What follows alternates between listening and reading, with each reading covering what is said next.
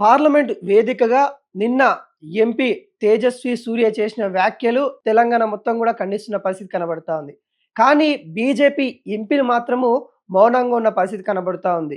ఇద్దరు మాట్లాడుతా ఉన్నారు. కేంద్ర మంత్రులుగా ఉన్న బండి సంజయ్ మరి కిషన్ రెడ్డి వీళ్ళిద్దరు మాత్రమే మాట్లాడుతా ఉన్నారు.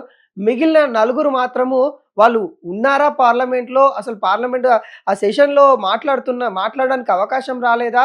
లేకుంటే బయట గూడా మీడియా ముందు మాట్లాడడానికి అవకాశం లేదా? లేకుంటే బీజేపీ అధిష్టానం వాళ్ళనేమన్నా సైలెంట్‌గా ఉండుమనందా?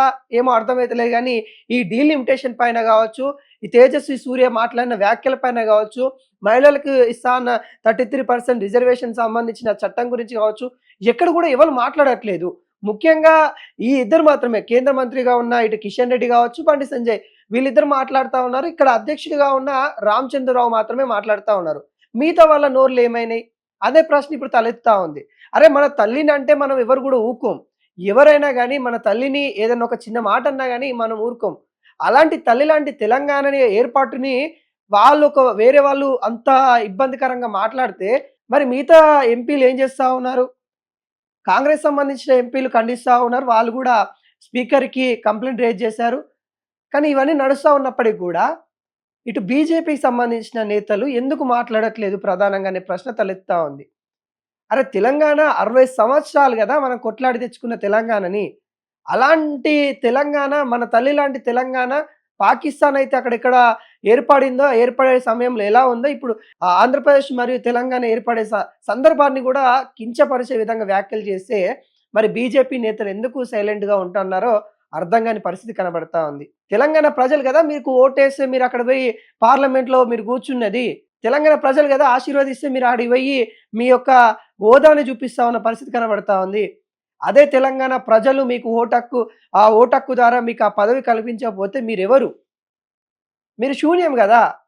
అలాంటి తెలంగాణ ప్రజల్ని తెలంగాణ తల్లినంటే తెలంగాణ ప్రజల్ని అన్నట్టే.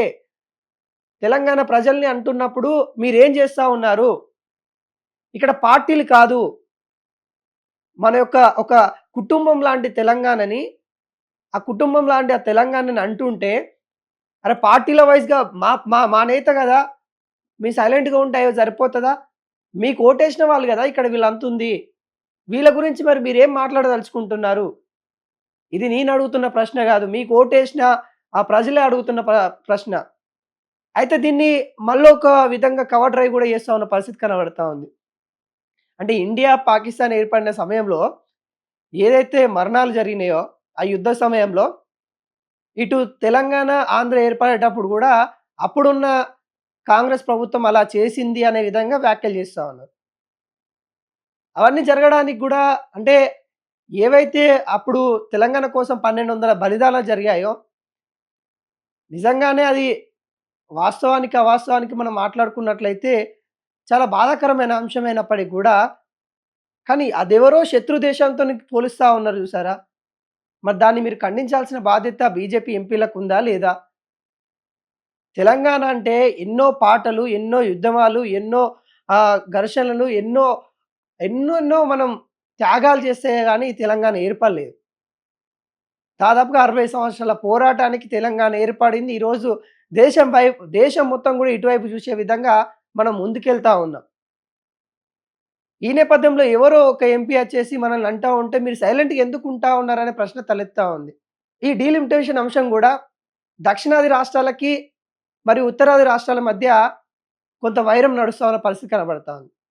అదే దక్షిణాది రాష్ట్రాలకి ఇబ్బంది కలిగించే విధంగా మరి ఒక అంటే 50% పెరుగుతా ఉందని చెప్పినప్పటికి గూడా, గతంలో ఇటు దక్షిణాది రాష్ట్రాలకి అంటే ఈ సీట్ల షేరింగ్ మొత్తం చూసుకున్నట్లయితే, మొత్తం యావత్ భారతదేశంలో ఇటు దక్షిణాది రాష్ట్రాలకి 28, 27 అలా ఉండేది. ఇప్పుడు గూడా అదే విధంగా రేషియో ఇస్తున్నాం కదా అని అంటా ఉన్నారు. అరె గతంలోనే మోసపోయినాం, ఇప్పుడు గూడా మోసపోవాలి అనంటే, ఇక మోసపోయి బతకాల్సిందేనా దక్షిణ రాష్ట్రాలు? ఎవరైనా వ్యతిరేకంగా మాట్లాడితే రాజ్యాంగ ద్రోహులనే విధంగా మాట్లాడుతా ఉన్నారు గదా! కానీ ఇప్పుడైనా ఇక్కడ పార్టీల విషయం కాదు. ప్రాంతాల విషయము. ఇక్కడ పార్టీలతోని సంబంధం కాదు. ఈరోజు అధికారం బీజేపీది ఉండొచ్చు. రేపు కాంగ్రెస్ రావచ్చు. ఎల్లుండి వేరే పార్టీ రావచ్చు. వేరే వాళ్ళు ఉండొచ్చు. కానీ ఇక్కడ ఒక ప్రజలనేది గూడా ఇక్కడ జీవించే ప్రజలనేది గూడా ఇక్కడ మన జనరేషన్ పోతే నెక్స్ట్ జనరేషన్ వస్తది. నెక్స్ట్ జనరేషన్ వస్తే ఆ నెక్స్ట్ జనరేషన్ వస్తది. కానీ ఇక్కడ ఏదైతే మోసపోతా ఉన్నామో, ఇగ మనం మోసపోయినాం, మన తండ్రులు మోసపోయారని మనం గూడా మోసపోయి, ఇగ మనం మోసపోయినామని మన పిల్లలు మోసపోయే విధంగా చేస్తా అంటే గూడా ఎవ్వరు ఒప్పుకోని పరిస్థితి కనబడుతుంది. ఏదేమైనా గాని ఈ డీలిమిటేషన్ అంశం పైన ఇప్పటికైనా బీజేపీ నేతలు మాట్లాడాలి.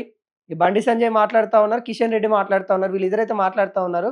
కానీ ఇగ వాళ్ళు ఏం మాట్లాడుతా ఉన్నారనేది గూడా మనం యావత్ భారతదేశం చూస్తుంది. ముఖ్యంగా తెలుగు రాష్ట్రాలు అయితే చూస్తా ఉన్న పరిస్థితి కనబడతా ఉంది. ఈ పరిస్థితులలో మరి దక్షిణాది రాష్ట్రాలైన ప్రతి ఒక్క రాష్ట్రం కూడా స్పందిస్తా ఉంది. కానీ ఒక్కసారి ఇక్కడ పార్టీలనన్నీ మర్చిపోయి ఆత్మసాక్షిగా ఏ రాష్ట్రాలకి ఎంత న్యాయం జరుగుతా ఉంది? ఏ రాష్ట్రాలకి ఎంత అన్యాయం జరుగుతా ఉంది? చిన్న రాష్ట్రాలు ఏమైపోతా ఉన్నాయి? వాటన్నిటిపైన సమీక్ష చేయాల్సిన బాధ్యత ప్రతి ఒక్క నాయకుడి పైన ఉంది. ప్రతి ఒక్క ఎంపీ పైన ఖచ్చితంగా బాధ్యతలున్నాయి. ఇప్పటికే వీటికి సంబంధించిన చర్చలైతే జరుగుతా ఉన్నాయి. మరి చూడాలి. మరి ఈ బిల్ పాస్ అయితదా? డీలిమిటేషన్ బిల్ అనేది పాస్ అయితదా లేదా అనేది గూడా చూడాల్సిన పరిస్థితి కనబడతా ఉంది.